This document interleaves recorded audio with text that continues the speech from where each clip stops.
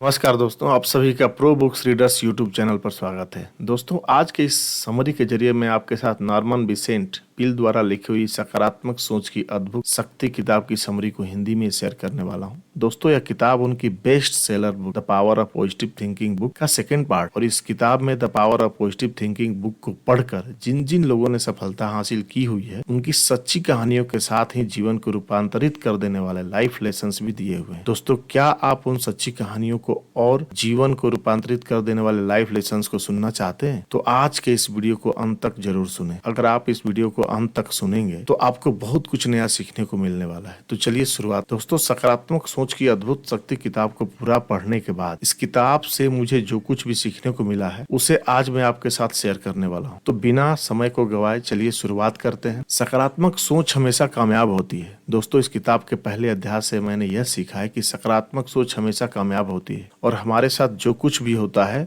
वो अच्छे के लिए ही होता है, और हमारे साथ जो कुछ भी घटना घटती है उसके पीछे कोई न कोई उद्देश्य जरूर होता है। दोस्तों, इस सिद्धांत को आपको अच्छे से समझाने के लिए मैं आपको एक सच्ची कहानी बताता हूं, जो आपको बताएगी कि हमारे साथ जो कुछ भी होता है वो अच्छे के लिए ही होता है, और हमारे साथ जो कुछ भी घटना घटती है उसके पीछे कोई न कोई उद्देश्य जरूर होता है। दोस्तों, ये कहानी है बिल जी की, जो इस किताब के लेखक नॉर्मन विसेंट पील जी के मित्र हैं। एक दिन उनको उनकी नौकरी से बिना कारण निकाल दिया और उनको सिर्फ इतना ही बताया गया कि नीतियों में बदलाव होने के कारण अब हमारी कंपनी को आपकी कोई जरूरत। स्थिति और भी बुरी हुई, क्योंकि बिल जी को 9 महीना पहले इससे भी अच्छी कंपनी से जॉब के लिए ऑफर आया, लेकिन इस कंपनी के मालिक ने बिल जी से यह कहा कि तुम हमारी कंपनी को छोड़कर मत जाओ, क्योंकि हमारी कंपनी को तुम्हारी बहुत जरूरत। इसलिए बिल जी ने अपने मालिक के कहने पर उस कंपनी के जॉब ऑफर को ठुकरा दिया था, लेकिन अब इसी कंपनी ने उसे बिना कारण के नौकरी से निकाल दिया था, जिसके कारण बिल जी बहुत ही ज्यादा दुखी थे और चिड़चिड़े भी हो गए और वे खुद को असुरक्षित महसूस कर रहे थे। अब जाहिर सी बात है कि इस तरह की मानसिकता में वो दूसरी नौकरी की तलाश ठीक से नहीं कर पा रहे थे, और इस स्थिति में उनके हाथ the power of positive thinking किताब लगी और उन्होंने इस किताब को पूरा पढ़ डाला। दोस्तों, इस किताब को पढ़ने के बाद उन्हें खुद के अंदर बहुत सारी नकारात्मक बातें नजर आई और उनको यह भी पता चला कि उनकी यह नकारात्मक भावनाएं उन्हें पतन की ओर ले जा रही हैं। फिर उन्होंने यह तय किया कि सकारात्मक सोच का लाभ लेने के लिए उन्हें अपनी नकारात्मक भावनाओं से पीछा छुड़ाना ही होगा। अब वे जान गए थे कि उन्हें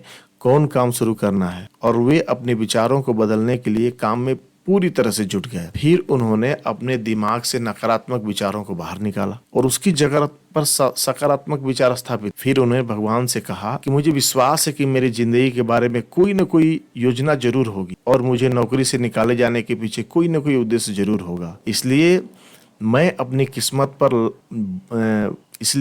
किस्मत पर लानतें भेजने के बजाय आपसे प्रार्थना करता हूं कि जो भी हुआ है आप मुझे उसके पीछे का उद्देश्य बता दीजिए। जब बिल जी को यह विश्वास हो गया कि उसके साथ जो कुछ भी घटना घटित हुई है उसके पीछे कोई न कोई उद्देश्य जरूर है, फिर उन्हें अपने पूर्व नियोक्ताओं के प्रति द्वेष से छुटकारा पाना बहुत आसान हो, और ऐसा होने के बाद वे एक बार फिर से इससे भी अच्छी नौकरी पाने के योग्य हो गए। फिर उसने कुछ दिनों के बाद बिल जी को उनका पुराना दोस्त मिला और वे दोनों एक दूसरे के साथ बातें करने लगे, और उसने बिल जी से पूछा कि उसका हालचाल कैसा है। फिर बिल जी ने उसे कहा कि मुझे नौकरी से निकाल दिया गया है। यह सुनकर उनका जो मित्र है बहुत हैरान हो। फिर उस मित्र ने बिल जी से पूछा कि ऐसा हुआ कैसे। फिर बिल जी ने पूरी बात बताई और अंत में कहा कि मैं जानता हूं कि मेरे लिए ईश्वर ने कहीं दूसरी जगह इससे भी अच्छी नौकरी निश्चित कर रखी, इसलिए मुझे इस नौकरी से निकाल दिया हुआ है। और वे अपने मित्र से कहते हैं कि मेरी फिलॉसफी के अनुसार जब एक दरवाजा बंद होता है तो दूसरा दरवाजा अपने आप खुल जाता है, बशर्ते अगर आप में आस्था हो और आप स्थिति को ईश्वर के हाथों में सौंप दें। तो उसके कुछ ही दिनों के बाद बिल जी को उस मित्र का फिर से फोन आया और उसने कहा कि उसकी कंपनी में बहुत समय बाद से ही एक पद खाली है, और उनसे पूछा कि क्या तुम उस पद पर काम करना चाहोगे। फिर बिल ने उस पद पर काम करने के लिए उस पद पर कुछ दिन काम करने के बाद बिल जी को एहसास हुआ कि उनका नया काम ठीक वैसा ही है जैसा वह हमेशा से करना चाहते थे। उसके बाद बिल जी अपने काम के बारे में इतने प्रेरित और रोमांचित हो गए कि पुरानी नौकरी को लगभग भूल ही गए। दोस्तों, यहाँ पर इस बात का विश्लेषण करना बहुत ही महत्वपूर्ण है कि सकारात्मक सोचने काम को कैसे बदल दिया। ऐसा नहीं है कि किसी ने जादू की छड़ी घुमाई और नौकरी हवा में प्रकट हो गई। यहाँ पर एक निश्चित वैज्ञानिक सिद्धांत काम कर रहा है। दोस्तों, जब बिल जी के दिमाग में द्वेष, क्रोध और नफरत भरी थी तो वे कर्मचारी के रूप में अपने मूल्य को नष्ट कर कर रहे और ऐसे करके वे अपने नई नौकरी ढूंढने का काम को और मुश्किल बना रहे थे। अपने मित्र से मिलते समय अगर बिल जी का रवैया कटु और रक्षात्मक होता तो क्या आपको लगता है कि उसके मित्र ने नई नौकरी के लिए उसका नाम सुझाया होता? नहीं ना दोस्तों। इसलिए हमेशा पॉजिटिव सोचने का प्रयास करते रहिए। मुझे भी पता है, आप सभी को पता है कि स्टार्टिंग में ये काम इतना आसान नहीं होता है, लेकिन आपको बार बार प्रयास करते रहना है और फिर एक दिन ऐसा जरूर आएगा जब आप दिन में ज्यादातर समय सिर्फ पॉजिटिव ही सोचने लग जाएंगे। दोस्तों, सकारात्मक सोच का मतलब यह है कि परिस्थितियों को इस दृष्टिकोण से देखना है कि जिंदगी में अच्छी चीजें भी होंगी और बुरी चीजें भी होंगी, लेकिन आपको अच्छी चीजों पर ही ज्यादा ध्यान देना है। और जब आप ऐसा करते हैं तो अच्छी चीजों में कन्वर्ट होती हैं। सफलता दिलाने वाला फार्मूला दोस्तों, इस अध्याय में लेखक नॉर्मन विसेंट पील जी ने सफलता दिलाने वाले 3 फार्मूला दिए हुए हैं। दोस्तों, अगर आपने इन 3 फार्मूलों को अपने जीवन में इम्प्लीमेंट किया तो आपको सफलता अवश्य प्राप्त होगी। तो चलिए जानते हैं ये तीनों सफलता दिलाने का फार्मूला कौन कौन है। दोस्तों, इन तीनों तरीकों के बारे में आपको अच्छे से समझाने के लिए मैं आपको कुछ रियल लाइफ एग्जांपल्स दे देता हूँ। तो सबसे पहले जानते हैं, पहला है कोशिश करें, सचमुच करें फार्मूला और इसे अपने जीवन में कैसे इंप्लीमेंट करें। कोशिश करें, सचमुच करें, सचमुच कोशिश करें। दोस्तों, कोशिश करें, सचमुच कोशिश करें फार्मूला आपको ज्यादातर आकर्षक नहीं लग रहा हो, क्योंकि कोशिश करना बहुत मुश्किल होता है और जो लोग कोशिश करते भी हैं तो उनमें इतनी लगन नहीं होती कि लगातार कोशिश करते रहें। दोस्तों, आपने आखिरी बार अपनी असफलता को खुद से दूर रखने के लिए पूरी लगन से कब कोशिश की थी और सचमुच कोशिश की थी? ज्यादातर असफलताएं सिर्फ इसी तथ्य के कारण उत्पन्न होती हैं क्योंकि हम कम लगन के साथ लगातार कोशिश नहीं करते। दोस्तों, क्या आप सचमुच अपनी असफलताओं से उबरना चाहते हैं और पूरी लगन के साथ सचमुच कोशिश करके अपने जीवन में सफलता हासिल करना चाहते हैं? तो आपको आगे आने वाली रियल लाइफ स्टोरी जरूर सुनना चाहिए। दोस्तों, अगर आप इस कहानी को ध्यान से सुनते हैं तो आपको सीखने को मिलेगी कि सचमुच कोशिश कैसे करते हैं और आस्था की शक्ति का सहारा कैसे लिया जाता है। तो चलिए कहानी की शुरुआत करते हैं। दोस्तों, एक बार एक छोटे से गांव के एक घर में एक अपाहिज लड़की पैदा हुई। जब उसका जन्म हुआ था तब उसके दोनों कूल्हे अपनी जगह पर नहीं थे और डॉक्टरों का भी यही कहना था कि ये लड़की कभी चल नहीं पाएगी। लेकिन जब ये लड़की बड़ी हुई तो इस लड़की ने दूसरों को चलते देख तो इस लड़की ने मन ही मन ईश्वर से कहा कि हे ईश्वर, मेरी मदद करो। मैं जानती हूँ कि आप मुझसे इतना प्रेम करते हैं, इसलिए मुझे खड़े होने में और चलने में मेरी सहायता जरूर करेंगे। जब वो लड़की 6 साल की थी तब उसको चलना